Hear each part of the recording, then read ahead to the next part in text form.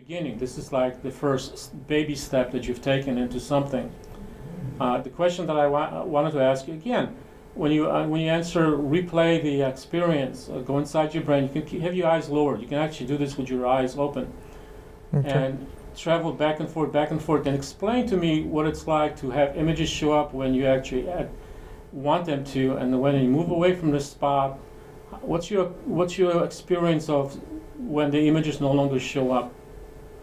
I find it fascinating. I've always found it fascinating that if you actually consciously go to one part of the brain, it gives you greater abilities, and if you move away from that, it doesn't happen. And so let's have a dialogue about this one. Okay. I can feel the front of my face, and I can feel the back. I'm starting to go there. I went and I hit it. Okay, I can see the images. I can see like architectural places and paintings and people's faces. Now I come back and those stop. Excellent. Isn't that amazing?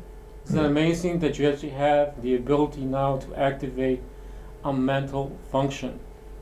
Something that happens automatically. You now have it consciously. You can go in there anytime, and it's great for when you actually lose your keys, or when you actually are working on a work project. You can go in there and say, okay, show me the spread that I was working on of creating a new program, and you actually will see. This is holographic. It's not photographic, but you will see the information show up in front of you. Then you can, it's like all of a sudden you have access to more things than you ever could have considered possible. Wow, that actually makes more sense, because you said it's not photographic, it's holographic, and that's how I actually saw it. And we didn't talk about like any pictures looking like a hologram, like as if like a three-dimensional view, like it just goes on and it all comes up. That's how a hologram is, right? Like it's a three-dimensional. Yeah. Wow. Wow. I mean this. Okay, wow. I just thought I was just imagining it, but no, like if we both who haven't spoken about it feel it the same way, because everybody typically thinks in like a two-dimensional space, like they look at a paper.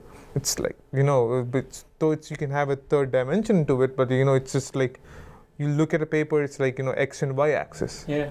Because that's how even when you look at a picture, it's X and Y axis. But this thing was like, yeah, wow. That's interesting for sure, yeah.